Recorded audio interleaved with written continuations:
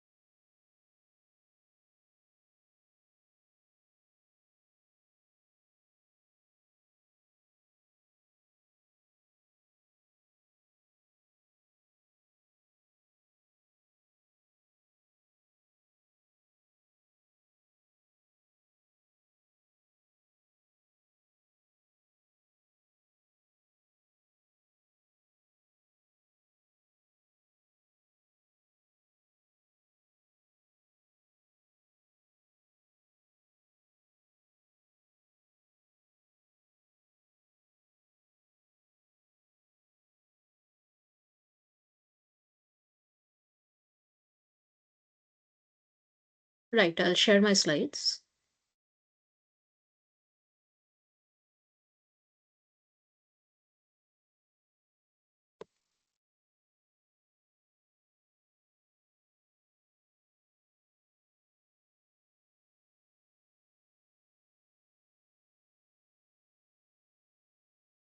So this is the second class of this course, NMR. Just one second, I'll confirm sound is on.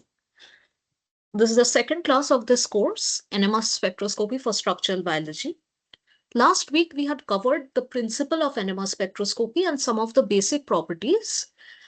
We'll start with brushing up a few points that we are already covered in the previous class.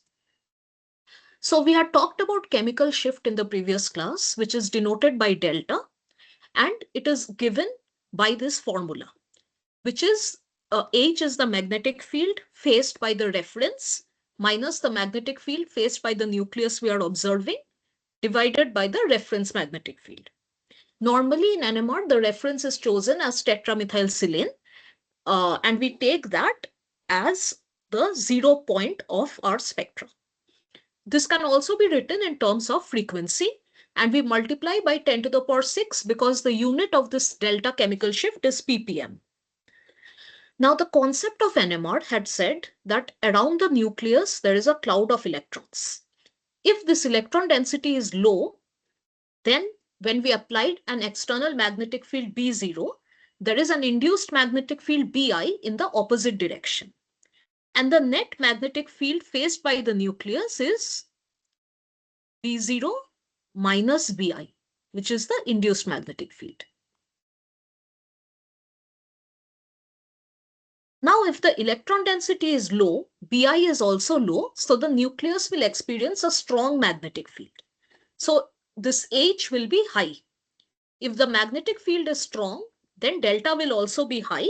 That is, it will be towards this end of the spectra, which is the high delta values. And that is called downfield shifting or de-shielded.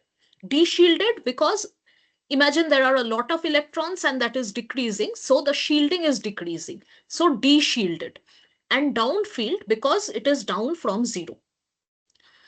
Or you can have a nucleus which has a very high density electron cloud around it.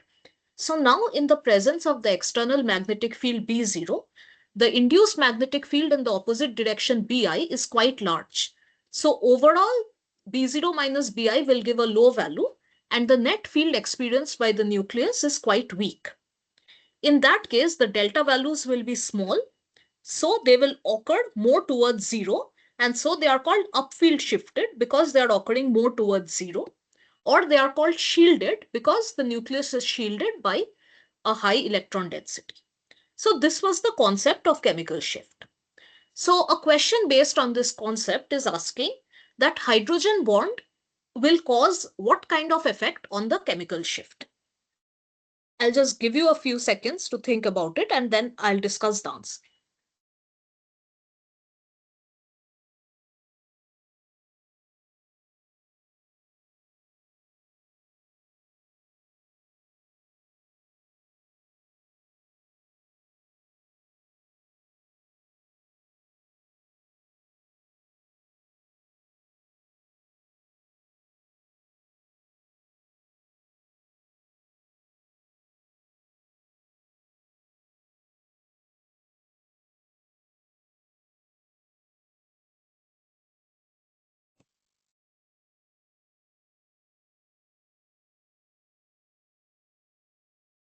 So the answer here is C, or downfield shift. Let us understand why that is. Hydrogen bond occurs between a hydrogen which is connected to an electronegative element like oxygen and another electronegative element. So this oxygen will have a delta negative charge, causing the hydrogen to have a delta positive charge. And again, this oxygen has a delta negative charge. So this kind of an electrostatic interaction is the hydrogen bond. Now, because of this hydrogen bond, the electron density around the hydrogen is being withdrawn towards the oxygens. So delta plus is increasing. Delta plus increasing means, just one second. Delta plus increase means it is this situation where the electron density is decreasing. So it will be downfield shifted. And indeed, that is the answer, which is option C, that is downfield shifted of the hydrogen bonded proton. Now, sometimes, so this is an alcohol, the hydrogen bonding in an alcohol. So when you have an alcohol molecule, some hydrogens may have a lot of hydrogen bonding causing large downfield shifting, that is high values of delta ppm up to 5 ppm. And sometimes the hydrogen may be not involved in any hydrogen bonding, that is free OH. In that case, it will be occur very upfield with low delta values around 0.5 ppm.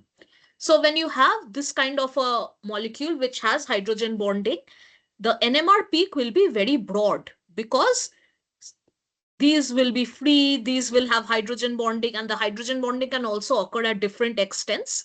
So you will get a broad envelope of peaks.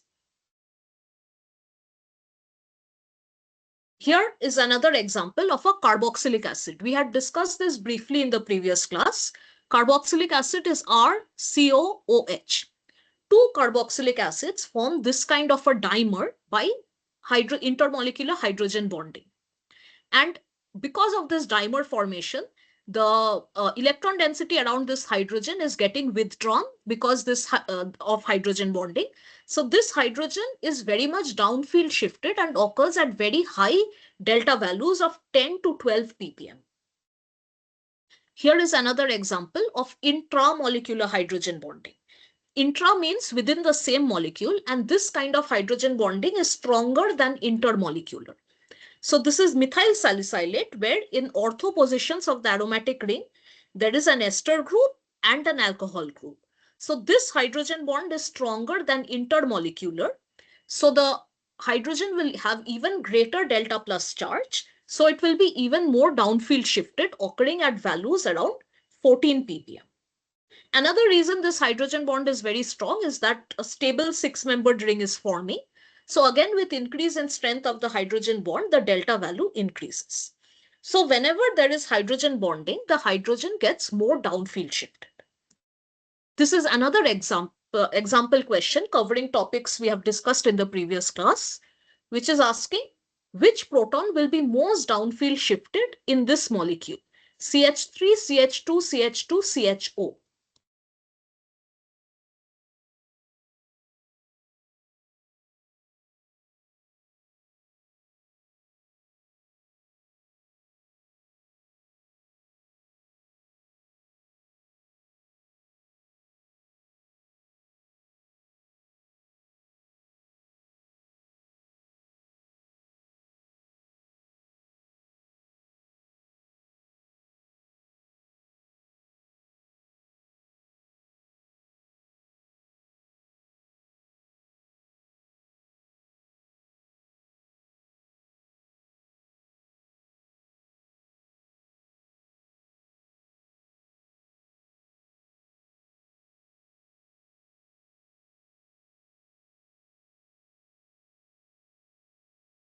So here let us look at the molecule. There is an aliphatic chain and an aldehyde group. If we remember this concept we discussed in the previous class, when we have a C double bond O or C double bond C, then what happens when you apply an external magnetic field B0, this electron density around the double bond starts moving and an induced magnetic field is generated in the opposite direction as the external magnetic field. So within the double bond, the induced magnetic field, you can see it is in the downward direction. Here it is in the downward direction. But when you complete the magnetic circuit, in where the hydrogen is, that is in the same plane, it turns around and it is now in the upward direction. So this hydrogen is experiencing a net magnetic field B0 plus Bi. And if it is experiencing a higher magnetic field, the delta values will be higher. That is, it will be more downfield shifted. So because of this effect, and also because this hydrogen is the closest to this electronegative element oxygen, which withdraws more electrons away from it, this hydrogen is the most downfield shifted. So the most downfield shifted is the proton of the carbonyl group, this proton. This is another question asking that NMR spectra of vinyl chloride CH2CHCl consists of what? So how will the spectra look like?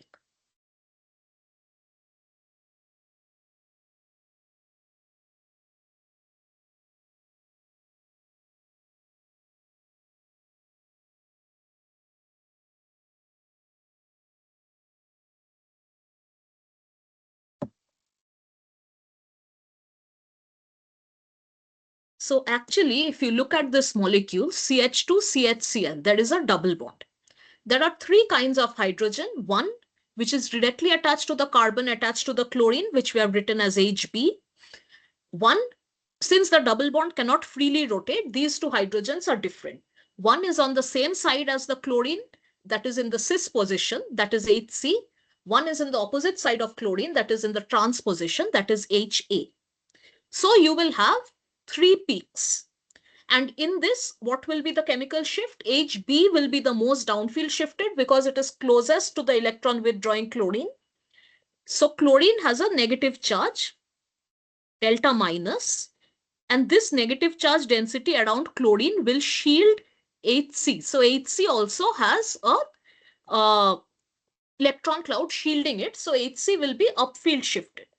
So B is most downfield shifted since it is closest to chlorine, and between A and C, C is more upfield shifted. So A occurs in the intermediate position. This is when there is no proton-proton coupling. Now, when there is proton-proton coupling, A will be split by both B and C. C will be split by A and B, and similarly, B will be split by A and C. So we know that suppose this is your A is getting split, and this is the coupling constant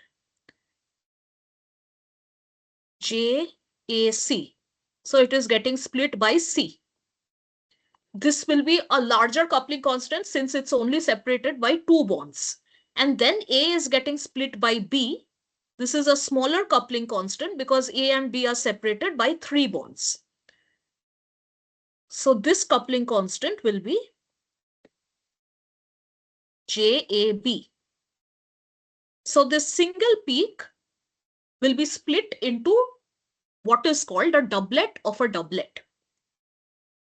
Similarly for B and C, so total you will have three doublet of doublets. So if there was no proton-proton coupling, it would be three singlets.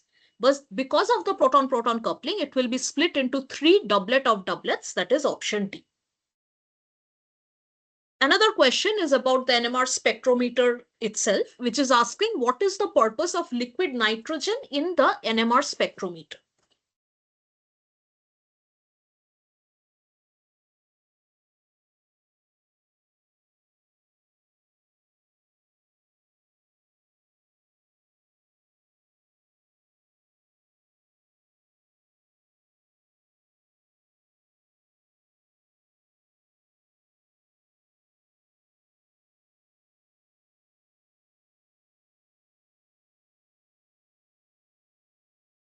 So here, if you remember the basic construction of the NMR spectrometer, there is a board in the middle where the sample is inserted, and around that there is a coil which produces the magnetic field. Around the coil there is liquid helium. which can go up to a temperature of 6 Kelvin. And why liquid helium? Because it can go up to 6 Kelvin, and at this temperatures, the coil will become superconducting. And superconducting magnets are very good magnets because they have homogeneous fields and they have strong fields for better resolution. And that is why liquid helium is used to maintain this 6 Kelvin temperature. But around the liquid helium, there is a liquid nitrogen layer, which is around 77 Kelvin, because it maintains low temperature and minimizes the loss of liquid helium by evaporation. And around the nitrogen, there is a vacuum chamber, which further reduces this loss of liquid helium. Since liquid helium is very expensive and liquid nitrogen is much cheaper, this liquid nitrogen and the vacuum layer are used to minimize the loss of the expensive liquid helium. So the purpose of liquid nitrogen is to minimize the loss by evaporation of liquid helium, that is option B. So these are just some questions to cover the concepts we have already discussed in the previous class. In this class, I will be going into some new concepts. The first is dynamic NMR or two-site exchange. Suppose you have two compounds A and B, and the proton is exchanging between A and B.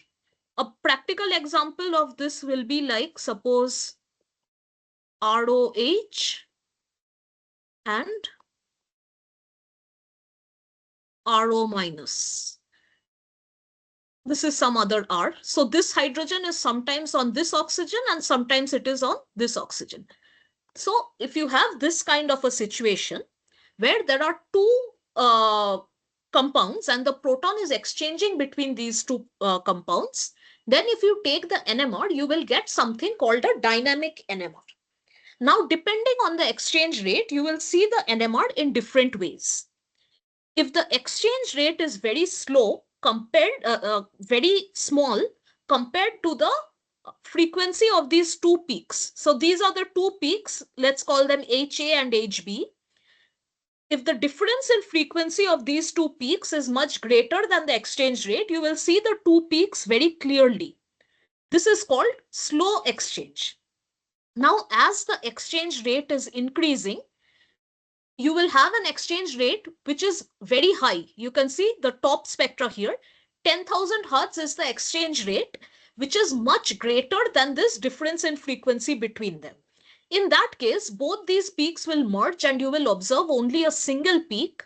And the frequency of this peak, this omega observed, is PA omega A plus PB omega B. So let us assume this frequency is omega A and this frequency is omega B.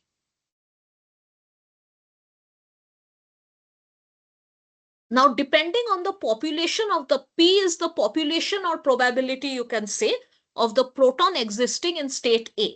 So you multiply the population with the frequency of one state with the other, and that will give you the frequency that is observed when both these peaks are merging. Now, as this is happening, that in some intermediate point, which we call coalescence, you can see both the peaks. So this is the coalescence point. You can still see this is one peak, this is one peak, but they have kind of merged. Like this clearly is a single peak. This clearly is two different peaks. Coalescence is somewhere in between these two, where you can imagine it like this, where you can still make out the different frequencies, but they have almost merged. At this coalescence point, there is a formula that comes into play, that is tau into omega A minus omega B is 1.414. We know omega A and omega B, the frequency of each at the slow exchange rate. So what using that, we can find out this tau. Now, what is this tau? Tau is basically inverse of the exchange rate. If we define the exchange rate K exchange as K1 plus K minus 1. So K1 is the forward, K minus 1 is the reverse. Adding these two, if we get K exchange, then 1 by K exchange is this tau. So using this formula, we will be able to calculate the exchange rate. So this was a simulated spectra. This is an experimental spectra where you can see basically at low temperatures, exchange rate is very slow. So when you have temperature 223 Kelvin, exchange is very slow compared to the difference in frequency, and you get two distinct peaks. Now, as temperature increases, this is the coalescence point where you can still make out the two different frequencies, but they have started to merge. At T253 Kelvin, this coalescence point is happening. And when the temperature increases even further to 273 Kelvin, only one single peak is observed. Now, this belongs to this molecule where you can, these are the two peaks correspond to hydrogens of these two methyl groups. So these are not equivalent because this is actually a partial double bond. You can imagine that resonance happens. There's a double bond here. There is resonance happening. So this bond around which this arrow is shown is a partial double bond. And so free rotation is not allowed. And that is why these two sets of hydrogens show two different chemical shades. And how do we calculate the frequency at which this merged peak is occurring? That is using this formula. Population A into frequency of A plus population B into frequency of B. Similarly, this is another example of these bridged protons. So you can see it is exchanging between these two states, and when the temperature is very low, around -1, so one is an experimental spectra, one is a simulated spectra, they are very similar. When the temperature is around -138 degrees Celsius, you can see you can see each of the couplings and all the peaks very clearly. But when the temperature increases to -65 degrees Celsius, many of these peaks are merging. So this is dynamic NMR. In this dynamic NMR, one thing we saw is the frequency is somewhere intermediate the two individual frequencies. Another thing is that the coupling constants also get averaged. Suppose peak A is gets divided into two peaks due to coupling with B, so A1 and A2, and B also gets divided into B1 and B2. Two different coupling constants. You can see this is a smaller coupling constants which we have called J1, and this is a larger coupling constant we have called J2. So when we have the merged peak, so A and B, the peak will merge into one peak. Even that peak will have a coupling constant. And this average coupling constant is calculated similarly as the frequency. Frequency was calculated by the respective population into the like PA omega A plus PB omega B. Similarly, using the population in A into the coupling constant in A plus the population in B into the coupling constant in B, this average J value is coupled. That is, it is calculated. Now we will discuss another concept which is called polarization transfer. And basically the experiment that is used here is called the NOE, or the nuclear Overhauser effect. Suppose you have a molecule here where there are different kinds of protons, HA, HB, HC, HD, and this is the spectra. Now we are applying a radio frequency to specifically perturb HA. This perturbation in HA will be transferred to the protons which are near to it in distance, like HB and HC. From HC, it can again get transferred to HD and so on. So this happens by dipolar coupling between the protons. This J coupling, it is a through bond coupling. So if these two hydrogens, they are separated by 3 bonds. So this is a 3J coupling constant. So the coupling is through the bond. This is a through space coupling, which is also called dipolar coupling. And using this, from one proton, the perturbation can be transferred to the protons which are near to it in space. So what happens is that, suppose, as I said, we are irradiating the proton A. Proton A, initially there are 2 energy levels and the lower is more populated. Now when we are perturbing the energy A, the populations first become equal, and then the higher energy state is more populated. So we are perturbing the proton A with a radio frequency till this population is disturbed. Now, suppose now when we switch off the radiation, the population will try to come back to its original population by the process spin lattice relaxation. So it will release a radio frequency. This radio frequency will then perturb the protons that are near to it in space, Hb and Hc, and so on. So the relative signal intensity of these protons will also change.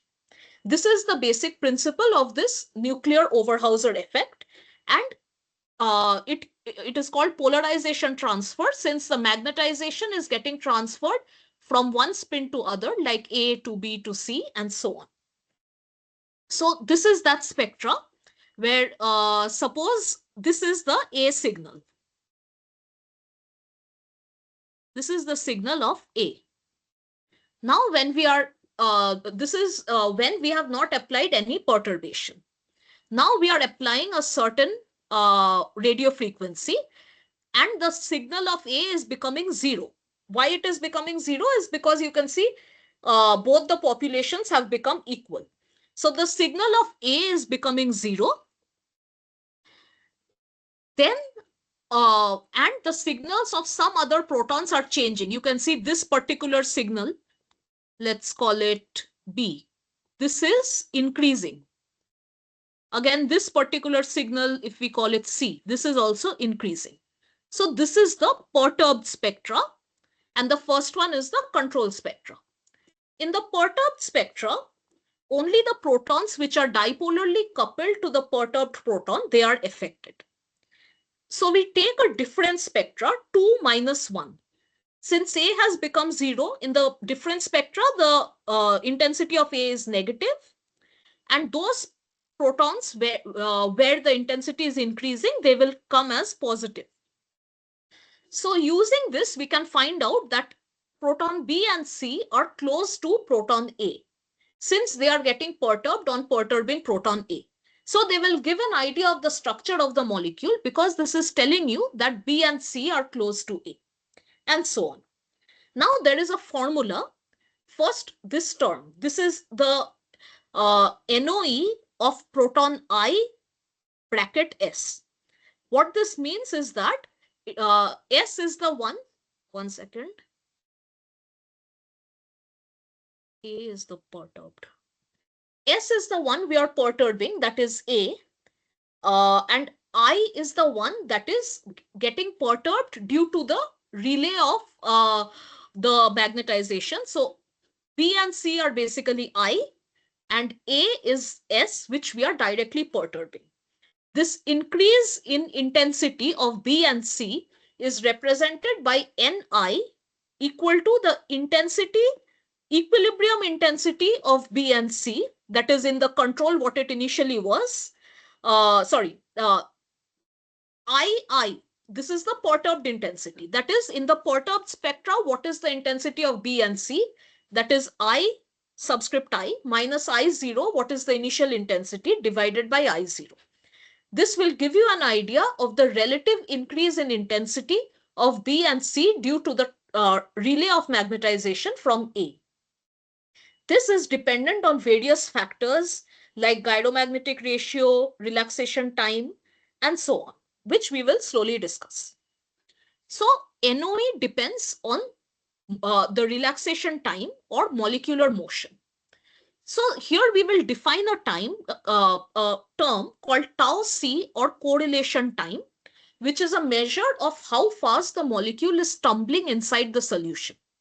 If you have a small molecule, it will tumble very fast, and tau C will have very small values of 10 to the power minus 10 to 10 to the power minus 12 seconds.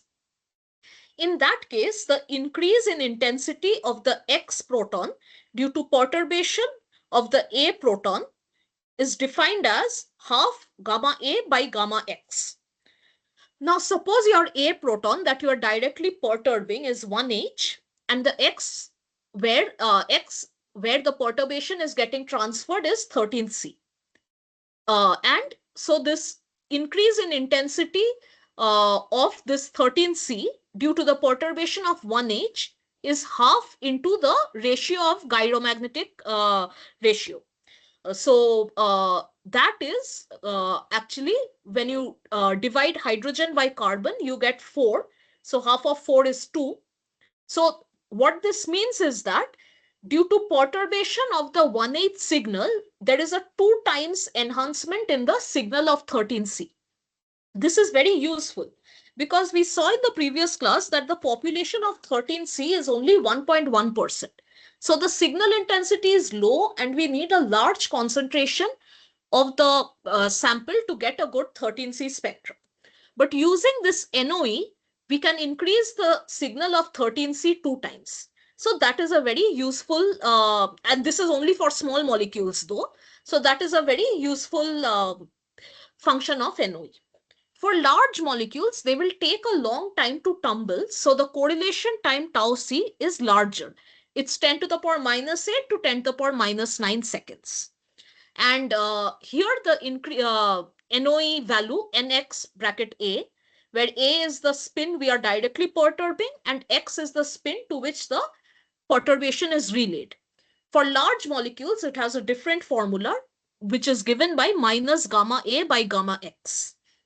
So suppose we are taking 2 hydrogen atoms within a large molecule, gammas will cancel out. So this will be minus 1. So there is no increase in the intensity, but the intensity signal becomes negative. So even that is very clearly observed in the perturbed spectra, because if a signal is, all the signals are positive and only a few signals are negative, that means those are the protons which are close to the proton which we are perturbing. So now if we plot this nxa in the y-axis with tau c, so for and this is for homonuclear. So for small molecules, gamma A and gamma X, since it's homonuclear, that is A and X are same, gamma A and gamma X will cancel out. So the value is 0.5. And for large molecules, again, homonuclear, so they will cancel out and the value is minus 1. So this value ranges from 0.5 for small molecules to minus 1 for large molecules. Now, NOE, as we discussed, so is the transfer of magnetization by dipolar coupling between spins that are close to each other in space. This transfer of perturbation is restricted to only near neighbor interactions. For example, it can transfer to this, but this cannot transfer to this proton because it is very far. The formula actually is NOE is inversely proportional to 1 by r to the power 6. So if the distance between two nuclei is r, the NOE intensity is inversely proportional to 1 by NOE intensity is proportional to 1 by r to the power 6. So using the NOE intensity, we can actually calculate the interproton distance, that is r. And if we can calculate the interproton distance, we can figure out the structure of any molecule. So NOE basically has two objectives. One is that it enhances signal intensity of less sensitive nuclei like 13C or 15N, which we saw in this slide. 13C signal was increasing 2 times. Second is that you can use NOE to derive the structure of macromolecules, because from NOE intensity, you can find out the interproton distances, and from that, the structure can be predicted. So we have talked all about one-dimensional spectra. I'll now discuss the basics of two-dimensional spectra. So you can see this is a 1/8 spectra of a protein, which has around, say, 400 hydrogens. So the spectra is very much crowded and there is a lot of overlap. So you cannot individually assign each of these 400 hydrogens. So in cases like this, two-dimensional spectra is very useful. This is the basic principle of a two-dimensional spectra. Basically, suppose you normally in one-dimensional spectra, we had a single time axis where we are perturbing the, so initially, one second. Initially, the magnetization is in the Z direction. We perturb it by bringing it to the XY axis where there is a detector. And then slowly the magnetization again regains and goes back to the z direction when the signal becomes 0. So in that case, this kind of a signal was obtained, which we called the FID, or free induction decay. So we had a single time axis in case of one-dimensional spectra. In two-dimensional spectra, another time axis is introduced, which we are calling as the evolution time, or T1. So you can see here in two-dimensional spectra, T1 is varied. Firstly, it's 0. So there is no difference between the preparation and the mixing. Then a small time T1 is applied between them. Say it's delta T1, then 2 delta T1, and so on. By changing this T1 time, different FIDs are collected. So T2 is the one that was already varying in 1D spectra. In two-dimensional spectra, an extra time axis is introduced called the evolution time, or T1. And now this is also varied.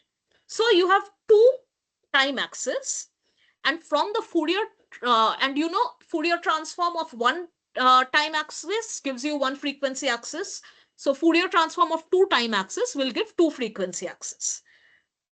So you can see the 2D spectra has two frequency axes, nu1 and nu2, or f1 and f2.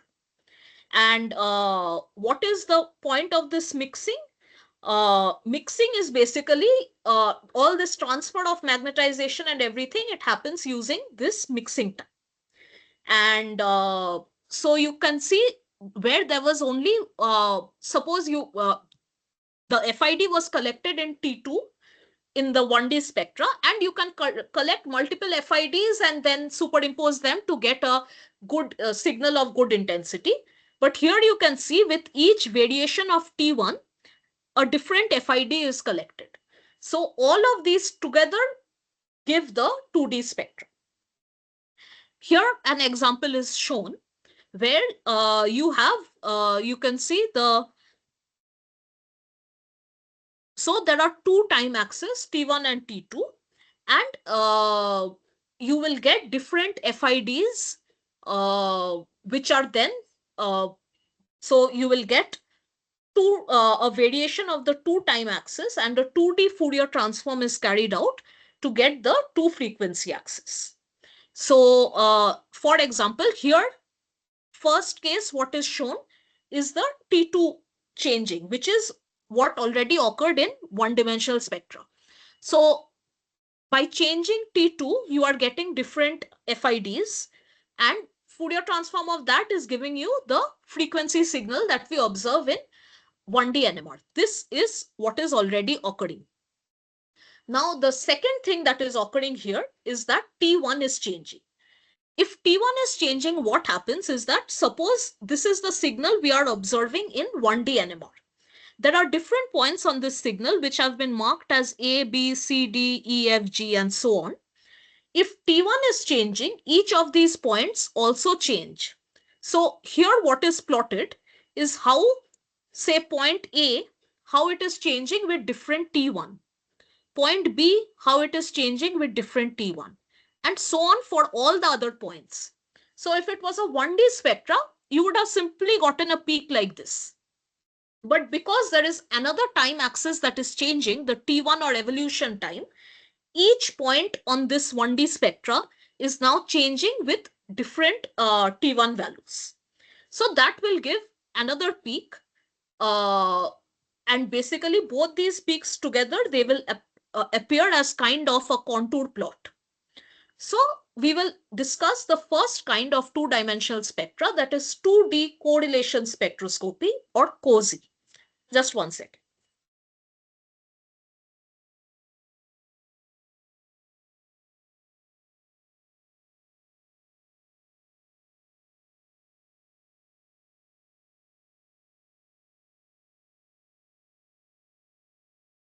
In COSY spectroscopy, what happens?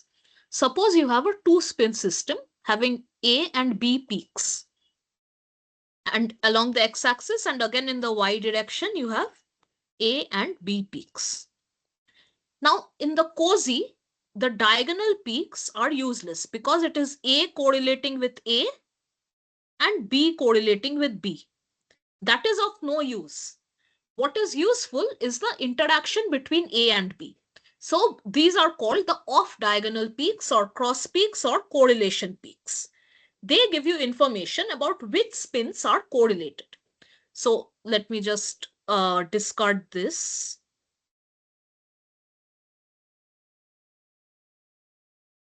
So what we will focus on are the off-diagonal peaks or cross peaks. This is the correlation between A and B. And the other off-diagonal peak is also between A and B. So we can look at just one side of the diagonal because both of them are representing the correlation between A and B. Just looking at one is enough.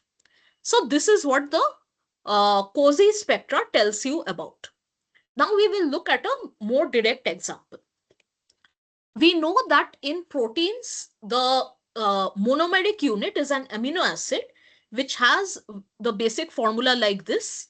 There is an amino group or NH2, a carboxylic group COH, and a carbon attached to a hydrogen and an R group that keeps changing. With 20 different R groups, there are 20 different possible amino acids, and they are all connected by peptide bonds. So here an amino acid is shown. This is valine, where the R group is an isopropyl group. So this central carbon, this central carbon is this carbon. So this is attached to an NH2, a COOH, which becomes amide when it is connected to another residue, hydrogen, and the R group is this isopropyl group. Now, COSY spectroscopy basically represents the 3J coupling constants, that is the 3-bond coupling. So the NH, this hydrogen, will correlate with this hydrogen. So this carbon is called the alpha carbon. You can see it's marked as alpha. So the NH hydrogen and the alpha hydrogen are separated by 3 bonds, 1, 2, 3. And these two hydrogens will show a cross peak in the COSY spectra. You can see from NH to alpha, there is a cross peak. Then again, the alpha hydrogen and the beta hydrogen, there are 3 bonds, 1, 2, and then C2H, another 3 bond. So alpha and beta will also show a cross peak in the COSY spectra. Then there are 2 gamma protons. So beta to each gamma is again 3 bonds. Hydrogen to carbon, carbon to carbon, and then carbon to hydrogen. So beta will show cross peak with each of the 2 gamma CH3s. You can see beta, there are 2 cross peaks here. That is beta with 1 gamma, beta with the other gamma. As I said, we can only look at one side of the diagonal. The other side will be kind of a mirror image, so we don't need to look into that. So basically, the COSY spectra is telling you about the 3J coupling constants. Now, can the gamma and gamma show a peak? No, because they are separated by 4 bonds. So hydrogen to carbon, carbon to carbon, again carbon to carbon, again carbon to hydrogen.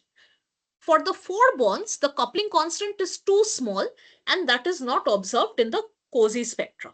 So COSY is for the 3 bond couplings. And so if you see all the couplings, it is all occurring within the same amino acid, that is valine. There is no cross peak from one amino acid to the next amino acid. So COSY is useful in identifying the spin system of individual amino acids. But you need other techniques to understand that what are the different amino acids in this sequence, like what sequence they are connected in. So now we will look closer into the COSY spectra. We were talking about 2 spin systems. This is a 2 spin system because there is 2 different kinds of hydrogens, HA and HX. They will appear as doublet because each hydrogen is splitting the other. So the more downfield shifted, let us say that is A is here, X is here. So A is split into two peaks by X and X is split into two peaks by A. So because of this coupling, the off diagonal peak does not appear as a single contour. There will be other peaks inside that peak, which is called the fine structure of the peak. So we have already talked that. One second. So this will be X, this will be A.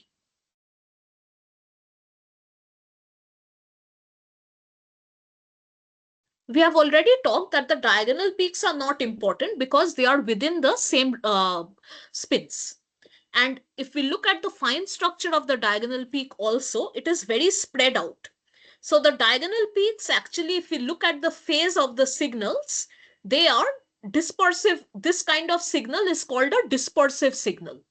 And dispersive signals give very spread out peaks. So they are not useful for, like if we have good peaks like this, then the separation between the peaks will give you the coupling constant or J value. But these dispersive signals, they have very spread out peaks, and so they cannot be used to calculate the J values. So anyway, the diagonal peaks were not of any use because they are within the same spin systems. But even if they were of use, because they are dispersive peaks like this, you cannot calculate J value from them. So again, we will look at the off diagonal peaks. In this case, this one is between A and X. When we look at it, the off diagonal peaks give absorptive signals, but they are antiphase. So antiphase means the signal, the negative one is minus, the positive one is plus. So they have different phases which are represented by different signs, but because they are absorptive signals, they give very nice contours. And so the difference between this can be given as the J value. Now, we saw that the 4 gamma gamma coupling was not seen. That is, 4 bond coupling is not seen. This is another reason for that. Is suppose in gamma gamma coupling, this J value, this difference is so small that this minus and plus will overlap and they will cancel each other out. So that is another reason why the 4 bond coupling is not seen. Now for the resolution in 2D spectra. Resolution is inversely proportional to the acquisition time. That is how much time we are taking to acquire the spectra. And the acquisition time is defined as n into the dwell time. So basically, along the FID, we are taking many different points. And the time difference between two consecutive data points is called the dwell time. So if we take the time difference between two consecutive data points into the number of data points, that will give you the total acquisition time. So we can improve the acquisition time so T2 can be, we saw that T2 is this detection time. This can be easily improved because it is for how long we are detecting the spectra. It is very easy to increase this. But increasing T1 is more difficult because if we increase T1, then we have to take the entire spectra again and do the experiment again. So improving T1 is a very time consuming process. So that is the limiting factor. Now, if we can basically, in a typical COSY experiment, around 5/112 increments of T1 is enough for good resolution. But if the coupling constants are very small, we may need to increase T1 even further. So T1 has a certain acquisition time, which is, suppose if we are collecting N1 FIDs, that is N1 into the number of time it takes for each FID T1, that will give you the T1 acquisition time. And increasing T1 will increase resolution around the T1 axis, and increasing T2 will increase resolution around the T2 axis. And so improving resolution around T2 is easy because we can easily change the time for detection. But increasing T1 is more difficult, since then the entire experiment has to be changed, and that is a very time consuming process. So the resolution around the T1 axis is actually the limiting factor. Now we will look at the fine structure of the cross peaks. So if we have a linear system AMX, we saw in the previous class that A is split by M into a doublet. M is split by both A and X, so it becomes a doublet of doublet. And X is split by M, so it becomes a doublet. This is the structure we had looked at in the previous class. Now, how will the cozy look like? Cozy, you can see, we ignore the diagonal peaks. So you will have a peak between A and M and between M and X. So A and M and X. That is all the coupling you will have, A and M and X. A and X is not possible. So these are the two peaks that we will get in cozy. But what are the fine structure of these peaks? That is, we already saw the peak isn't just a contour. Within that also there are sub-peaks. So how will they appear as? So first we will look at this AM peak. This is this peak basically between M and A. So A in the y-axis is a doublet. M in the x-axis is a doublet of doublet. So how will this look like? Now here two more terms we are going to define. We are looking at the coupling constant between A and M. So JAM. So we are looking at JAM. So that is the active coupling, and it will cause anti-phase splitting, meaning suppose so A being split by M is the active coupling, so it will split into plus minus. This is called antiphase. Again, M being split by A is the active coupling, so it will split into antiphase, that is plus minus. Then M will also be split by X, but that is called the passive coupling, and here there is no sign change. So M being split by X, plus will remain as plus, so it will become plus plus, and minus will remain as minus, so it will become minus minus. And M, so we just saw A, now we will write, so A, there are two peaks here, and they will have signs plus minus. And M, there are four peaks, they will have signs plus plus minus minus. That's what's written here, plus plus minus minus. Now, minus and minus will give plus. Plus and minus will give minus. Minus and plus will give minus. Plus and plus will give plus. This is the fine structure of the AM peak. Now, if we, and here the one criteria is that AM is greater than MX. So AM, this is greater than MX. That is why there is no overlap. Now we will look at the condition where AM is less than MX. Here what will happen? M is getting split by A. This is active coupling because we are looking at the AM. So it will split into antiphase plus minus. Now M will again get split by X. This is passive coupling. So plus will split into plus and plus. Minus will split into minus and minus. Now here is the interesting thing is that AM is less than MX. So now there is this kind of a overlap. Here MX was smaller than AM, so there was no overlap. Clearly there was a doublet of doublet. Here there is an overlap. So there is still a doublet of doublet, but the sign patterns will now change. Instead of plus plus minus minus, it will become plus minus plus minus. So now where we were writing M, it will be plus minus plus minus, and A will remain same, plus and minus. So the sign pattern is now different. So that you can see that the fine structure of the cross peaks will depend on the relative magnitudes of the active and passive coupling constants. Now, if we look at the cross peak on the other side of the diagonal, so instead of A in the y-axis, A is now in the x-axis, and M in the x-axis, M is now in the y-axis. That is the other side of the diagonal. So here we'll again look at this first criteria, AM greater than MX. Here you can see if we multiply the signs, the sign pattern is actually different. So although the cross peaks, we said we can look at one side of the diagonal, that was only so far as we do not look into the fine structure. But if we look at the fine structure, they are not the same on the two sides of the diagonal. That is why AM and MA, they are showing different fine structure. Now we will look at the three spin system where they are arranged in a triangular orientation.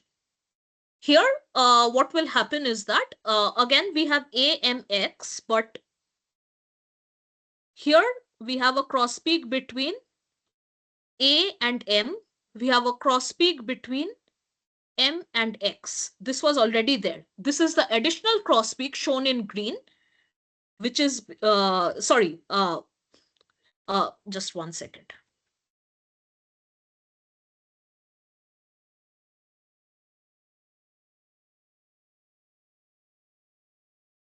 So here you have between A and M, and this one is between M and X. This was, this one is between A and X. So we are watching A with M, A with X. This cross peak is between A and M. This cross peak is between A and X. And previously we had seen M and X, that is already there, which is shown by green here. So now each spin is getting split by the two other spins. A is getting split by MX, M is getting split by AX, X is getting split by AM. So each will now show a doublet of a doublet. Now, if we look at this particular spin, which is this particular cross peak shown in green, that is MX. So we are looking at the MX cross peak. So JMX is active coupling, and the other couplings like AM, AX, they are passive coupling. So we start with X. X is getting split by M. This is active coupling, so it antiphase, it splits into plus minus. Next, M is getting split by, X has been split by M, X will now get split by A. This is passive coupling, so it will be the same phase. Plus will remain plus, minus will remain minus. And the fine structure is plus, plus, minus, minus.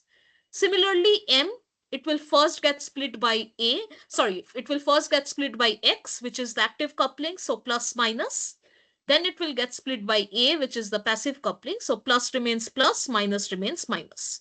So instead of M, we are writing plus, plus, minus, minus. Instead of X, we are writing plus, plus, minus, minus.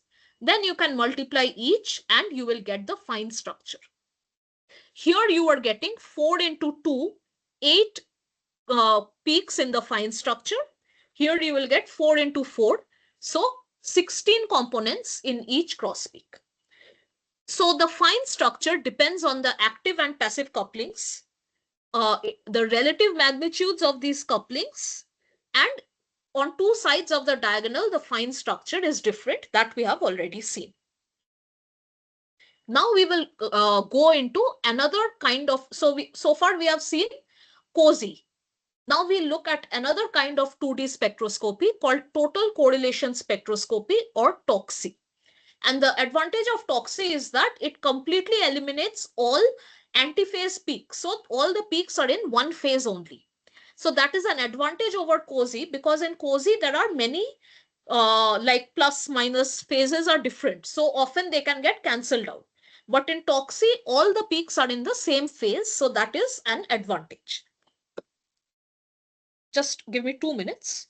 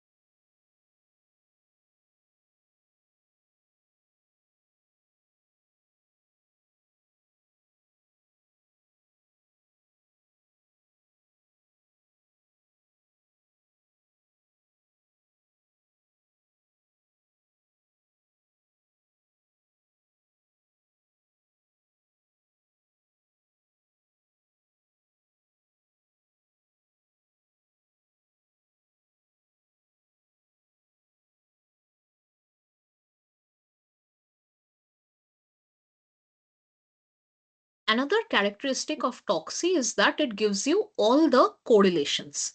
So in COSY, it was only between adjacent. So A to M, M to X, X to Y, and so on.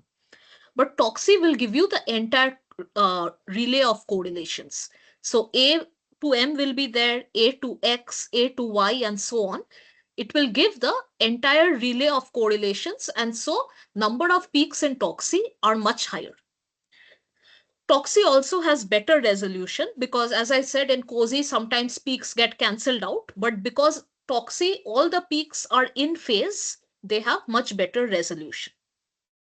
Another advantage is that suppose you have this kind of peak where there is A and X and M and M prime, they are occurring in the same place.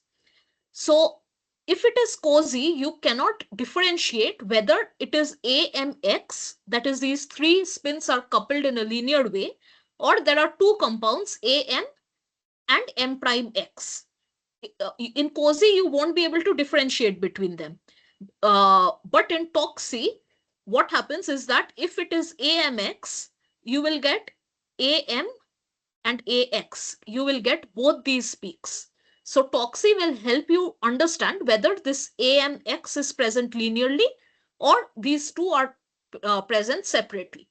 Because if the extra AX peak is there in TOXI, that means it must be the linear combination of these three spins. Another 2D spectra is the NOESY. So we saw NOE, nuclear Overhauser effect, in one-dimensional spectra. In two-dimensional spectra, it's also the similar concept. We saw at that time the correlation time tau c for molecules was 10 to the power minus 10, 10 to the power minus 12 seconds.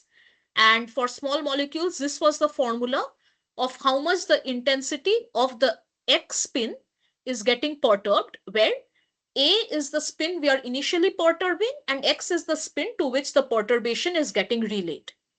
So for small molecules, if we imagine it as homonuclear, the gammas will cancel out and the NOE will be positive. So for small molecules, the NOE is positive. And for large molecules, the correlation time tau c is greater, 10 to the power minus 8 to 10 to the power minus 9 second. And this is the formula of the NOE. And if it is homonuclear, the gammas get cancelled out and the NOE is negative in large molecules. So you can see here, in large molecules, the NOE is negative. The other factor is that in large molecules, the cross peak and the diagonal peak all have the same sign. You can see this is the diagonal peak and these are the cross peaks, all are in the same direction. But in case of small molecules, diagonal peaks are positive. You can see again, this is the diagonal, they are positive. Cross peaks are negative, they are appearing in the downwards direction. So that is again something you can remember about the difference in small and large molecules. Now, NOE, how it will appear, let us again look at the same peptide that we had seen where there was a valine. So this is the alpha carbon attached to an amino and a carboxyl. And on the alpha carbon, there is an isopropyl group. So this is valine. We had observed COSY, where there was correlation between NH and H alpha and H beta, and from H beta to the two H gammas. Now, NOESY, so COSY was actually through bond because it was the 3J coupling constants. We have to remember that NOE is through space and the intensity of NOE is directly proportional to 1 by R to the power 6, where R is the difference between the two nuclei that we are looking at. So this NH will show NOE with the NH of the next residue. So NH to CO is one residue which we are terming as residue 1. NH to the next CO is another residue which we are terming as residue I plus 1. So NH of one residue will show NOE with the NH of the next residue. Similarly, NH of the next residue will show NOE with H alpha, H beta, the two H gammas of the previous residue. So NOE, if you remember, COSY was only within the same residue. NOE is showing inter-residue correlations between two different residues. This is because the distance is less than 5 angstrom, and so the intensity of NOE is observable. So NOE will help you understand that which residues are connected to each other. So here you can see this is the NH of the ith residue. Let us follow. So NH of I plus 1 is correlating with, this is the NH of I plus 1 is correlating with the NH of I, that is this peak. This peak is between NH of I plus 1 and NH of I, that is this arrow. Then this peak is between the NH of I plus 1 and the H gamma of I. This is the H alpha of I, and so on. So all these peaks that are shown by arrows, they appear as peaks in the NOE spectra. So if we start from NHI plus 1, we are starting from this vertically NHI plus 1. It is going to first H alpha I plus 1. So it will go to its own H alpha, which is also a COSY peak. We will not give it that much importance because this is observed in the COSY also. Then from H alpha of I plus 1, it will go to the H alpha of I. So suppose this H alpha, from this H alpha, it will go to this H alpha. So this dark blue peak is between, just 1 second. Yeah. So from NHI plus 1, it is going to H alpha I plus 1. From H alpha I plus 1, it is going to H alpha I. Then from H alpha I, it is going to NHI. NHI is the, like this, you can walk along the entire polypeptide chain. So like this, you will find out that which residues are connected with each other using NOSY, which shows inter-residue correlations with two consecutive residues. Here is a kind of application, you can say, of a NOSY spectra. So suppose there is a peptide A, B, C, D. These are different residues in the peptide, and you want to know how this peptide is folded. Suppose A and D are showing a NOSY cross peak. That means it is folding like this, where A and D are coming closer to each other. If A and B are showing NOSY cross peak, then most probably it is folding like this, where A and B are close to each other. If B and C show a cross peak, then B and C must be close to each other. So by using the NOSY peaks, we can predict how the peptide is folding. And from the NOSY intensities, the distances can be calculated, as the intensity is directly proportional to 1 by r to the power 6. And using this distance, we can build a model of the protein, which will be consistent with the observed NOE intensities. So NOSY can be used for structure determination of the biological macromolecules. Now, so far we have seen homonuclear 2D spectra, 1H with 1H and so on. Now we will look at heteronuclear 2D spectra. It's also called heteronuclear single quantum coherence, or HSQC. That is 1H with 13C or 1H with 15N. And these are important since the proton spectra can become very crowded. Also in the proton spectra, there are very strong diagonal peaks which can mask the cross peaks, although the diagonal peaks are of no use. So this heteronuclear spectra will not give you any diagonal peaks. So, but the disadvantage is that for these experiments, you will need 13C or 15N labeled proteins, which are quite expensive. We don't need to look into the pulse sequence. You can just remember this basic of the HSQC spectra. So here, basically in one axis you have 13C and another axis you have 1H, or you can have 15N and 1H. So if you have a peptide chain like this, for each peptide you will have one NH. So each residue will give you one NH peak. So this is a one bond coupling, since the N and H are directly connected, and each amide group will produce one peak. The exception is proline, where it is a tertiary amide. There is no NH, so there will be no peak for proline. But other than that, if you take the HSQC with 15N on one axis, 1H on the other axis, you can see for each amino acid there is a peak. So you can see this is labeled as L19. L is for leucine in the 19th position. This is A71, alanine at the 71st position, and so on. So it will give you an idea of what all amino acids are present in the protein.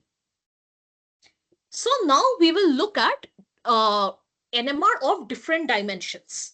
We saw that 2D NMR spectra, you can have 1H, 1H, which is like COSY, TOXY, and so on.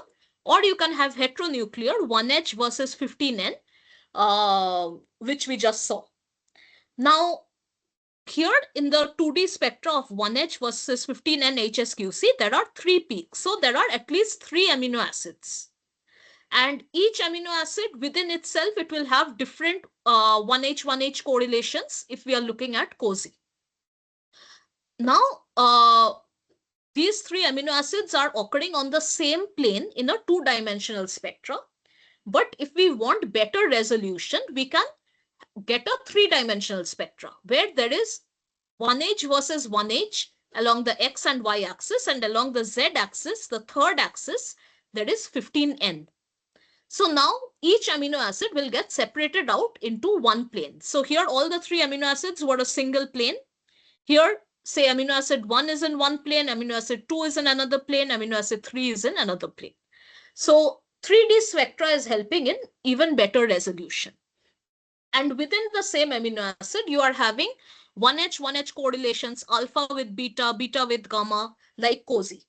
If you want to separate this out even further, like here for one amino acid, it is one plane. But if you want alpha in a separate plane, beta in a separate plane, then another axis needs to be added, that is 4D spectra, where you can have the 4th dimension as 13C. In that case, alpha will occur in a different plane, beta will occur in a different plane, and so on. So as you increase the dimensionality of the NMR experiment, you will get better and better resolution. These are some experimental 3D spectra. You can see one axis is 15N, one axis 13C, and one axis 1H. If you look at these red dots, they are the actual 3D spectra. If you take the projection of these dots in, suppose, this lower plane, projection of the dots in the lower plane will give you the 15N 13C spectra. That is a 2-dimensional spectra. If you take the projection of the dots along this plane, that will give you the 1H 13C HSQC spectra. So projection of the 3D spectra along any plane will give you the corresponding 2D spectra. So we saw for HSQC, 1H15 and HSQC. This is for the FKBP protein, and it has to be 15N labeled. So you have a lot of peaks, and each peak is corresponding to one amino acid. So it is shown by that amino acid 1-letter code and the position at which that amino acid is occurring in the sequence. So G86 is glycine at the 86th position. E54 is glutamic acid as the 54th position, and so on. There are 2 specific amino acids which will show more than one peak per amino acid, that is asparagine and glutamine, because they have NH in their side chain also.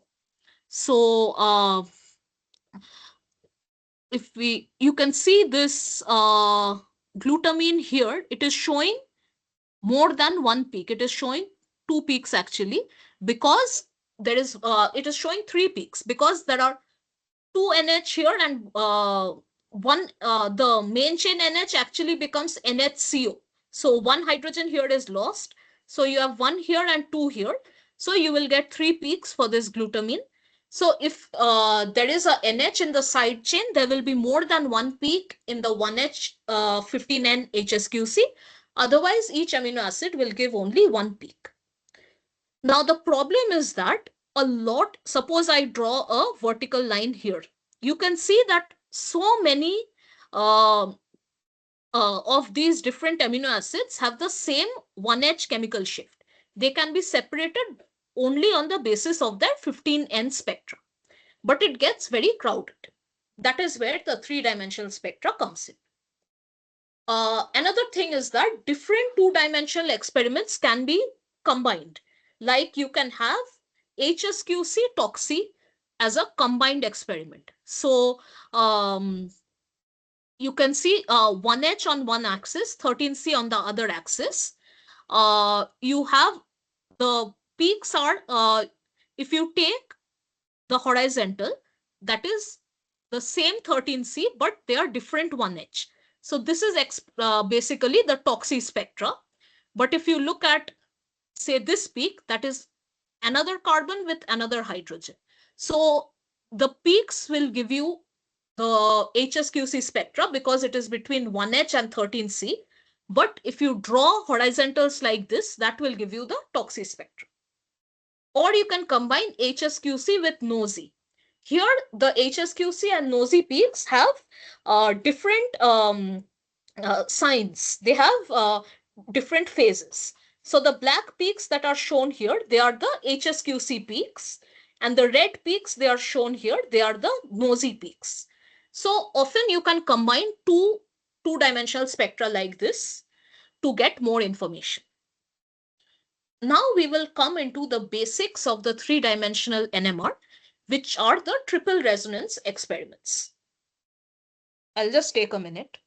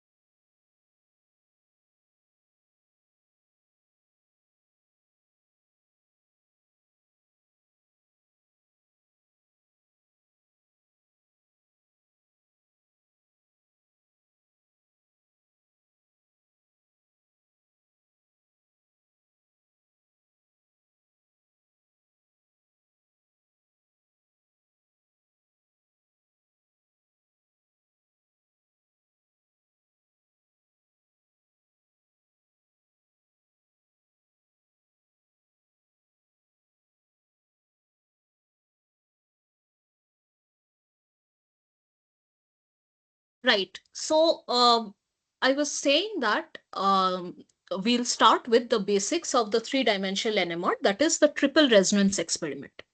In two-dimensional NMR, there were two signals that we are observing.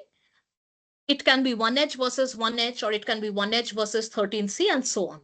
Here, there are three signals. There are different ways in which this is different experiments which we will be discussing. First is the HNCA experiment. So these are all peptide chains that are shown, and we start the experiment by exciting the amide hydrogen with a radio frequency. This magnetization is then transferred to the amide nitrogen, and from the amide nitrogen, it is transferred to the C alpha of the same residue and the C alpha of the previous residue. So this is called HNCA. H because it's starting with this H, then N, then Ca because it is the C alpha of both these residues. And then again, the magnetization comes back and is detected on this hydrogen. So these nuclei that are shown in blue, these are the ones you are detecting. That is the 1H, the amide hydrogen, the 15N, the amide nitrogen, and the 13C, that is the C alpha of both these residues. This is the HNCA experiment. The next experiment is HNCOCA. Here it is similar. From amide hydrogen, it goes to amide nitrogen. But the difference here is that it uses this carbonyl CO as a medium for transfer. So the carbonyl CO is not getting detected, but the magnetization is using it to transfer to the C alpha of the previous residue.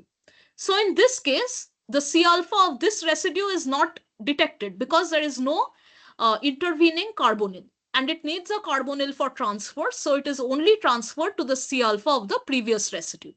So this is basically H and Ca, but with a CO in the middle, which is in brackets, which is showing that this is not getting detected, but it is used as a medium for the transfer of the magnetization.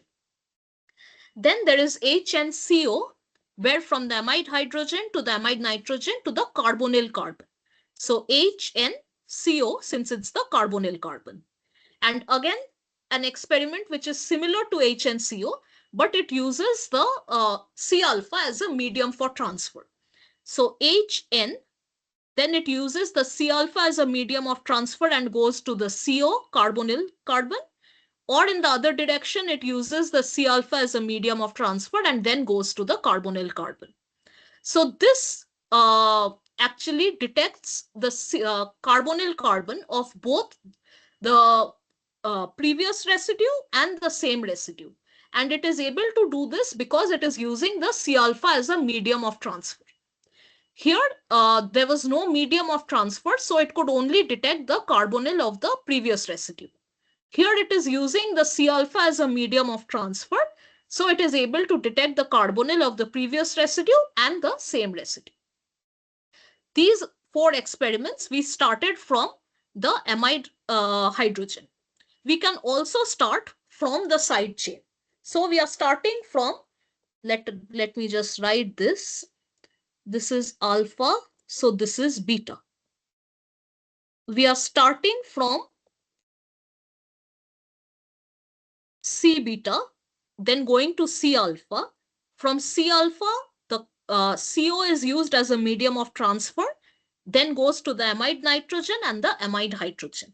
So the name of the experiment is basically describing the path of the transfer of magnetization, starting from C beta to C alpha to using CO as a medium of transfer but not detecting it, then N, then H. Or it can start from C beta to C alpha to NH directly without using CO.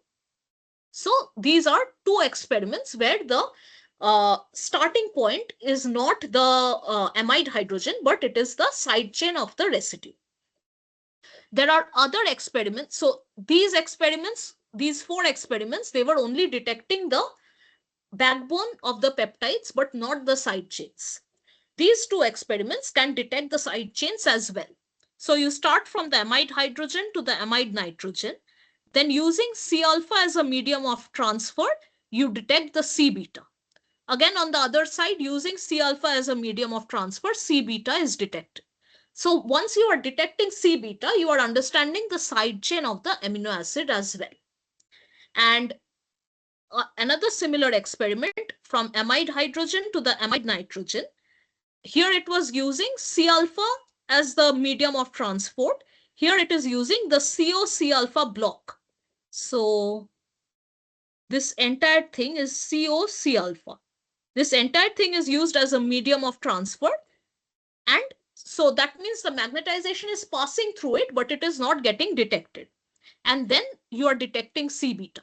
So you are detecting H, N, and C beta, and this COC alpha is used as the medium of transfer. So these are basically triple resonance experiments because there are three signals you are detecting and they form the basis of three-dimensional NMR. Here an example is shown in the triple resonance experiment. Basically, the transfer is occurring through the J couplings. So we saw N to H, it is a 1J coupling. Then this NH to say this carbon, this is a 1J coupling. So if we are going from this nitrogen to this carbon, it's a 2J coupling. So the advantage of this one bond and two bond coupling is that they are always the same, irrespective of the amino acid or conformation of the protein. So they will always be observed. But in NOESY, we know that if there is a distance between two protons which is longer than 5 angstrom, we will not be able to see that peak in NOESY. But since triple resonance is taking care of one bond and two bond coupling correlations, we will not miss any such correlation which might have been missed in NOESY. These triple resonance experiments are basically useful in large proteins where NOESY and other 2D experiments get too crowded. Due to the introduction of the third dimension, the resolution is increased and the peaks can be distinguished. So here is an example, the HNCA we just talked about, from the amide hydrogen to the amide nitrogen, and then to the C alpha of the same residue, which we are calling self peak because it's the same residue, or to the C alpha of the previous residue, which we are calling sequential peak because it is telling that this is connected to which residue in the sequence. So if we have a three-dimensional spectra like this, where hydrogen in one axis, nitrogen in one axis, and the carbon in the third axis. Here, 4 colors are shown and they correspond to 4 amino acids. Now, if we take a cross-section like this, in this cross-section, we will get 2 peaks. One is the peak within the residue, this self peak, which is strong because it is shorter distance. And one is the sequential peak, that is, suppose I name this residue as I, this residue as I minus 1. Then this peak, that is N with the I itself, the self peak is shown stronger, and N with the previous, that is the I minus 1, that is comparatively weaker. So like this, if you take different cross sections, they will represent, so suppose I start from here. It is the self peak of the ith residue. Then I move in the vertical direction. It will give the cross peak with the previous residue, that is the I minus 1 residue. Now again, if I move horizontal, I minus 1 with I minus 1. So that is the self peak of the I minus first residue. Again, if I move vertical, it will give the cross peak of the I minus 1 with the I minus second residue. Again, horizontal will give self peak of I minus 2 with I minus 2. Vertical will give sequential peak of I minus 2 with I minus 3. Like this, if you continue, you can walk through the entire polypeptide chain by different cross sections like this. So you will be able to predict the sequence of the polypeptide. This is this is an experiment called HNN, and it is used when the C alpha chemical shift separation is not very good. You can see here one of the there was H, N, and C. But sometimes if the C is not very good, the HNN experiment is used. Here what happens, you start from one hydrogen, you go to the nitrogen, and then you go to the C alpha of the same residue and the C alpha of the previous residue. So up to here, it is the same as HNCA. But where it is differing from HNCA is in the next part. From the C alpha, it goes back to the nitrogen of the same residue. So this C alpha, it will go to the nitrogen of the same residue. This is there. And the nitrogen of the next residue, that is already there. Again, this C alpha, it will go to the nitrogen of the same residue, and it will go to the, so let me just label the residues. Then if there is another NH here, that will be I minus 1, I plus 1. So from C alpha I, this is the C alpha I, you are going to Ni, C alpha I to Ni and Ni plus 1. So it is going to the next nitrogen as well. And C alpha I minus 1, that is this, it is going to Ni minus 1, this one, and Ni. So back here. So additionally here you are accessing the nitrogen of the I minus first residue and the nitrogen of the I plus first residue. And from this nitrogen, you are going to the corresponding hydrogens. This nitrogen to this hydrogen, this to here, and this to here is already there. So here the three axes are, one is the 1H axis, which is telling you about the amide hydrogens of I minus 1, I and I plus 1. Then the 15N, which is telling you about again I minus 1, I and I plus 1. And another is the third 15N axis. So here the three-dimensional spectra has one 1H and two 15N axis. So we have labeled as F1, F2 and F3. Now suppose we are taking a cross section like this, a horizontal cross section. The horizontal cross section is at a particular value of F2. So F3 is varying, that is the 1H, and F1 is varying, that is the 15N. In this cross section, you will get three peaks. One, the blue one is the self peak, that is I with I. So you can see within the I residue. And you will get with I minus 1 and you will get with I plus 1. So the red ones are the sequential peaks. The pattern is that the signs are opposite. So if the self peak, that is with I, is plus, then I minus 1 and I plus 1 will be minus, and so on. So if we take a horizontal cross section, we will get three peaks, one self peak and two sequential peaks with the residue after the peak and the residue before the peak. So I minus 1, I and I plus 1 we'll get on the same cross section, and the sign of the self peak is different from the signs of the sequential peak. Now, if we take a vertical cross section means at a particular value of F1. So F3 is varying, that is the 1H, and F2 is varying, that is another 15N. Again, here you will get three peaks, the self peak and two cross peaks with I minus 1 and I plus 1, and the signs will be different. So this is basically called a triple filtered experiment because each cross section is telling you about three consecutive residues, I minus 1, I and I plus 1. So it is often called triple filter. So now we will look at some characteristics of this experiment. We have seen that proline, so proline is basically NCO, and this goes to C alpha and so on. So N does not have any H in proline. So HNN spectra will not show any peak. So suppose you have we are looking at three amino acids at the same time because the experiment will tells us about three consecutive amino acids. So if we are looking at PXZ and we are representing, one second. Yeah, we are representing the self peak with the filled, so this is we can call this a filled symbol and this an empty symbol.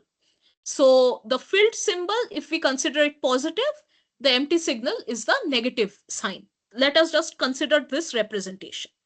So the PXZ, this peak is X with X. that is a self peak that is having a particular sign, if we consider it positive, then X with Z, that is a with the I plus first residue, that is a sequential peak that will have the opposite sign, that is negative.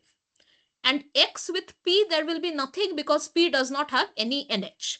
So whenever, normally in cross sections, we will have 3 peaks, but if one of the amino acids is a proline, it will only be 2.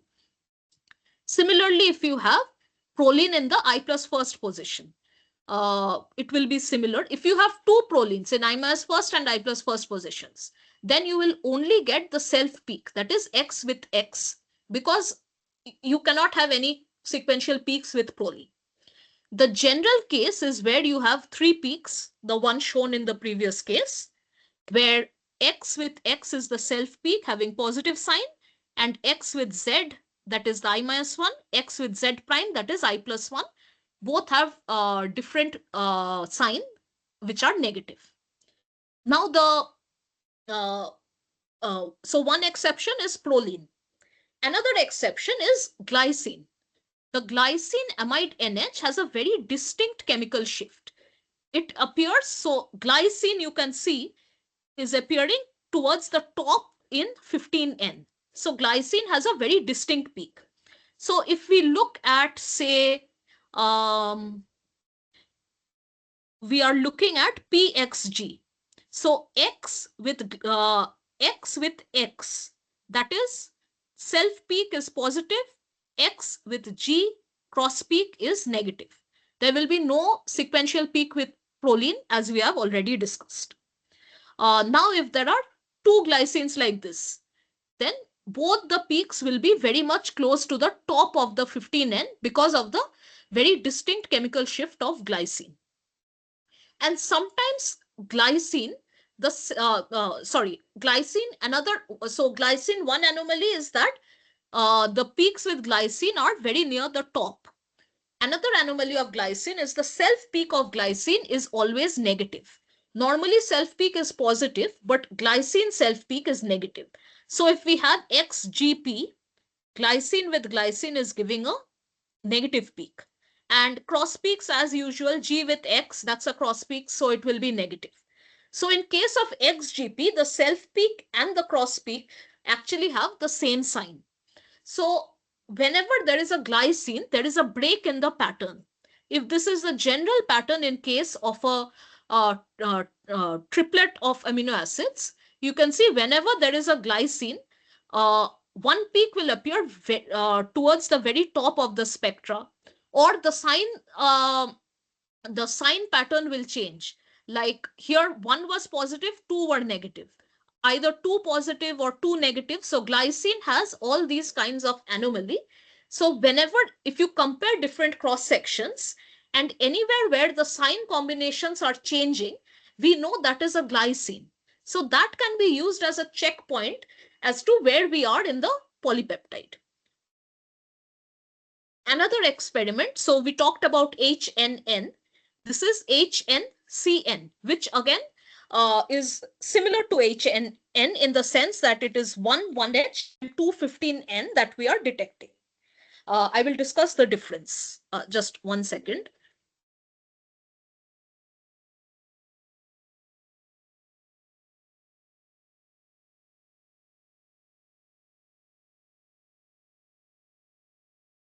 Right. So HNCN, we start with the, let me just again write this. So this is your I, this is your I minus 1.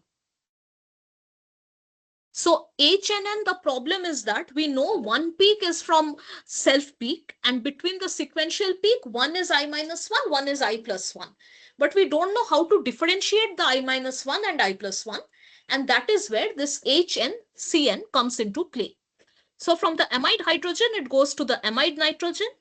From the amide nitrogen, it goes to the C alpha of I and C alpha of I minus 1. Now from each of these C alphas, so from C alpha, just 1 second, HNCN, it is using the carbonyl as a medium of transfer. So this does not exist. Amide hydrogen to amide nitrogen, that is this first step, amide hydrogen to amide nitrogen, then amide nitrogen to the carbonyl carbon. So it is using this as a medium of transfer but not detecting it. Carbonyl carbon to C alpha I minus 1. So it is going like this. And from C alpha I minus 1, it can go to the N of the same residue or the N of the previous residue. So it can go like C alpha I minus 1, it can go to Ni or Ni minus 1. So C alpha I minus 1, it is going to Ni minus 1, or it is coming back following this line to N of I. And then from these, it is detecting the respective hydrogens. So HNN, it was I minus 1, I plus 1. H and Cn, it is only I and I minus 1. So it will give a direction to the polypeptide chain. Here, if you, so I'll just repeat this, I'll remove this. So we start from the amide hydrogen to the amide nitrogen. Amide nitrogen, this does not happen because it is using the carbonyl as a medium of transfer, and it is then going to the C alpha of the previous residue. From C alpha of the previous residue, it goes to the N of the previous residue and back to the N of the same residue. And from this N to this H and this N to this H. So this experiment is giving you a correlation between I and I minus 1. Now if we take cross sections, one cross section we are taking at a particular value of F2. So F3 and F1 are changing. F3 is 1H, F1 is 15N. You will get two peaks in each cross section, I and I plus 1. And if you take the other cross section, it will give you two peaks, I and I minus 1. So basically from different cross sections, if you take the cross section at a particular F2, it will tell you about I and the residue following it, that is I plus 1. And if you take the cross section at a particular F1, it will tell you about I and I minus 1. Now if we look at the patterns, and as always, the self peak and the sequential peak has different signs. If we look at the general case, X and X is the self peak. So that is positive sign, and X is showing, here we are taking the F1, F3. F1, F3 is this one. So we will get I plus 1. That you have to be careful about, that which two axes we are considering. Since we are considering F1, F3, we will get, this is F1, F3, that is I and I plus 1. So X with X is the self peak, that is positive. There will be nothing with Z, which is I minus 1. We will get X with Z prime is the sequential peak, that is negative. Now, so we will get two peaks, but if one is a proline, that peak we will not get because proline does not have any NH. But if the proline is at the I minus first position, then we will still get two peaks because this is between I and I plus 1. I minus 1 does not matter. Again, if there is glycine, the glycine chemical shifts are very unique. They are quite towards the top of the spectra. And glycine cross peak, glycine self peak is positive, as self peaks are always positive. But one thing you can see is that when there is a glycine, the sign combinations can change. Like here, when it was non-glycine, non-proline, ZX, Z prime, there was one positive, one negative peak. Now, if you have glycine in the middle position, both are positive. If you have and so on. So here you have different combinations of proline with glycine. So one peak is disappearing. Here you have two glycines in I minus first and I plus first positions, and both are negative. So instead of one positive, one negative, both can be positive, both can be negative. In glycine, these kind of anomalies arise where the sign pattern changes, and that we can use to guarantee that we are at a glycine. So we are following the polypeptide chain.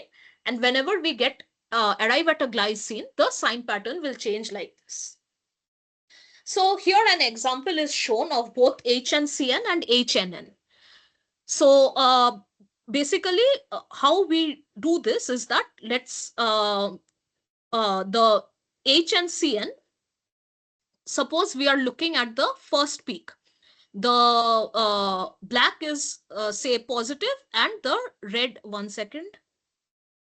Yeah, the black peaks are the positive, red peak is the negative. That is, black is the self peak, red is the sequential peak. So you start from valine at 5, self peak, go down, meet the sequential peak. Then if you go to the horizontal, again you will get the self peak, then the sequential peak. Like this you can follow, and we know for H and Cn the pattern is one will be positive, one will be negative. You can see one black, one red, one black, one red, so on. Each cross section is showing you one positive, one negative peak, till you arrive at a cross section where it is TGK. Now when G is in the middle, it is like XGZ and both are positive. That is, both are black. This will help you understand you have reached one glycine. Or if you look at the next cross section, that is GKT, that is glycine at the imase first position. Then both are negative, that is both are red.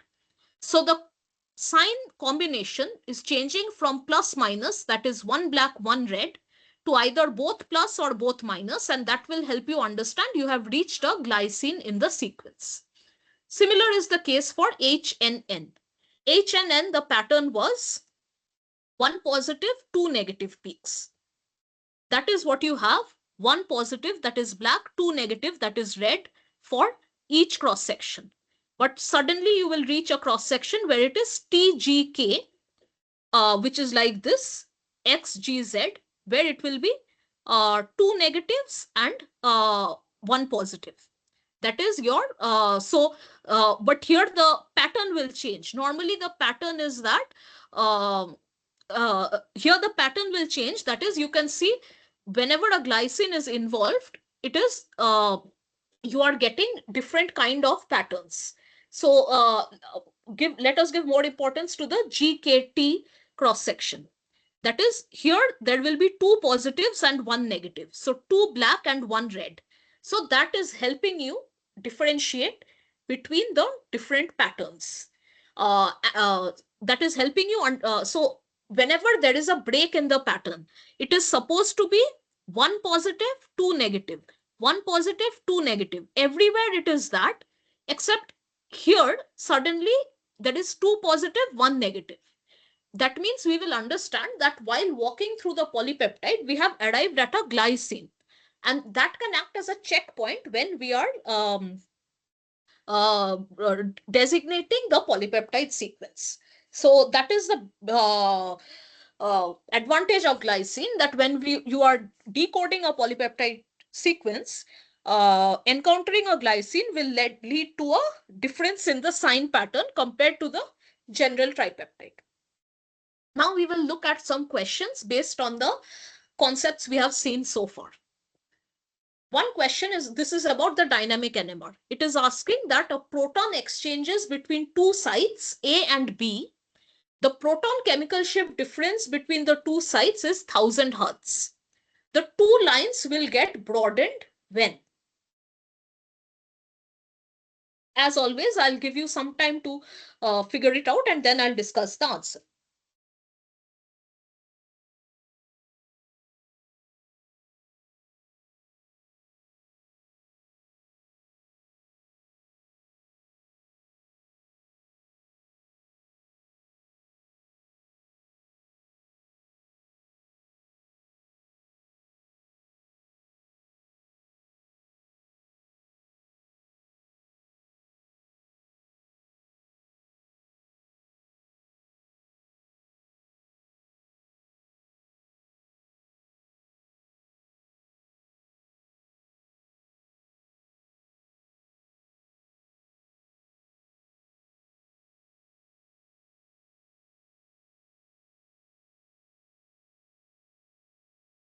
So here the answer is C. Let us understand why. So we know here it is telling the proton chemical shift difference between the two sites is 1000 hertz. That means this difference, omega A minus omega B, difference is 1000 hertz. Now, if we look at the first option, exchange rate is much smaller than 1000 hertz. That is this. Then it will be very distinct peaks. But we want a case where the peaks are not distinct, they are broadened. Then if we look at the second case, exchange rate is much larger than 1000 hertz. That is the top case where the peaks are merging. But we want a situation where the peaks are broadened. So they are not merging, they are not very distinct, they are just broadened. In that case, the exchange rate is closer to 1000 hertz. So if we have it like this, somewhere in the middle, the peaks will be broadened, but they are not distinct, they are not merging. The peak is broadened when the exchange rate is similar to the difference in frequencies, and the difference in frequency is 1000. So the lines will be broadened when the exchange rate is close to 1000. That is option C. The next question is asking NOE arises due to what?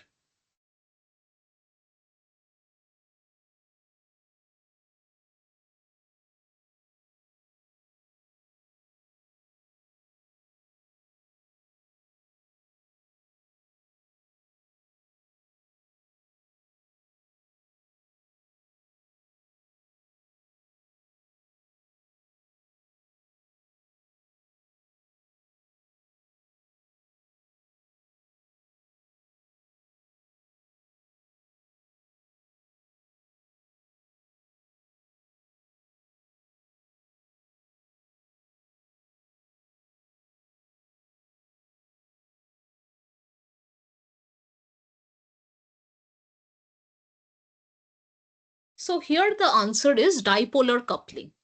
So if you remember, the uh, J coupling requires through bond. NOE arises through space, that is dipolar coupling. That is, if there are protons near space, they will be able. So if you perturb a proton with a particular radio frequency, any protons that are near to it in space can can undergo dipolar coupling with that proton, and the magnetization can be transferred to those protons. So this is the nuclear Overhauser effect, or NOE, where magnetization is getting transferred by dipolar coupling between the protons. And so the answer is that NOE is happening due to dipolar coupling, that is option B. The next question is asking steady state 1H 1H NOE is what? That is, what is the among these options, which one is correct?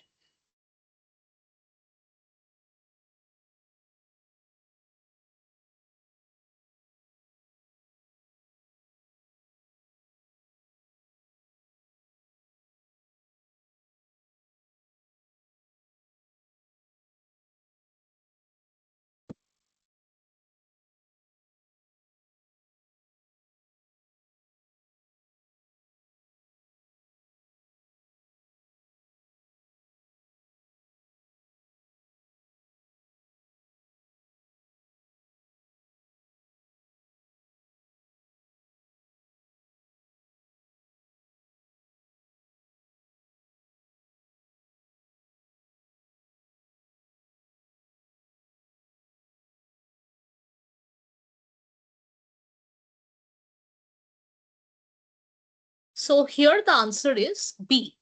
Let us look into why. If you remember the correlation time for small molecules is in the range 10 to the power 10, 10 to the power minus 12. And the NOE is defined as half into gamma A by gamma X, where the gammas are the gyromagnetic ratios. So if we consider a homonuclear system, which is the simplest system, the gammas will cancel out and the NOE will be positive. So 1H, 1H, it's homonuclear. So the gammas are going to cancel out. In that case, NOE is positive for small molecules. So, and it is for large molecules, they will, because it's homonuclear, the gammas will cancel out. NOE is negative. So for homonuclear systems, small molecules, NOE positive, large molecules, NOE negative. So negative in large molecules is the correct answer. That is option B. The next question is asking, in a 2D experiment where you have preparation, then evolution time T1, then mixing, and then detection time T2, where is the data collected?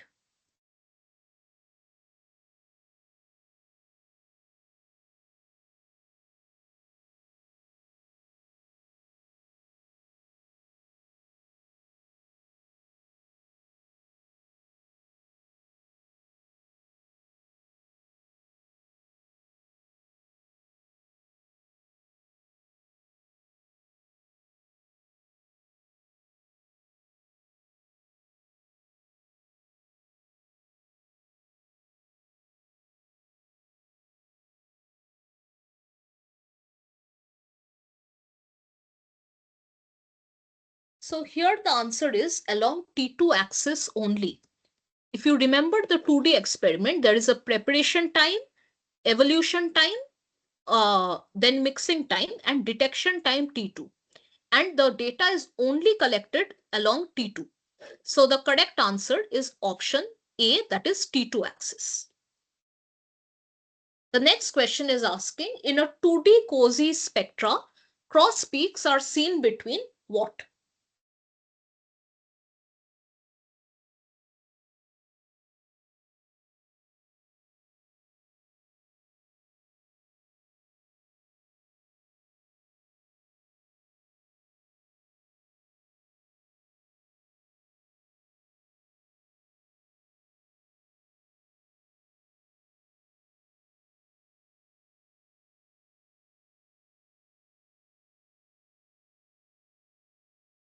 So here the answer is J coupled spins.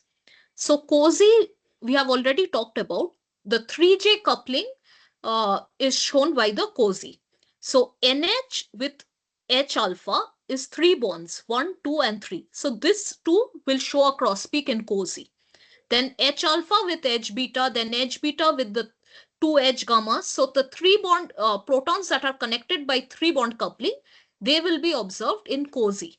So the answer is B, that is J coupled spins are seen in the cross peaks of cozy.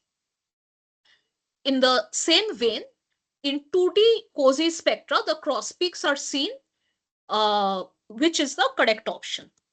Here it is, as you can see, the cozy is within the same amino acid. NH to H alpha, same amino acid, H alpha to H beta to H gamma. These are all within the same amino acids. To get correlations with neighboring amino acids, we will need nosy. So for 2D cozy, the cross peaks are seen within the amino acid, that is option A. And next is about the fine structure in a cozy spectra. The fine structure in the diagonal peak has what kind of components?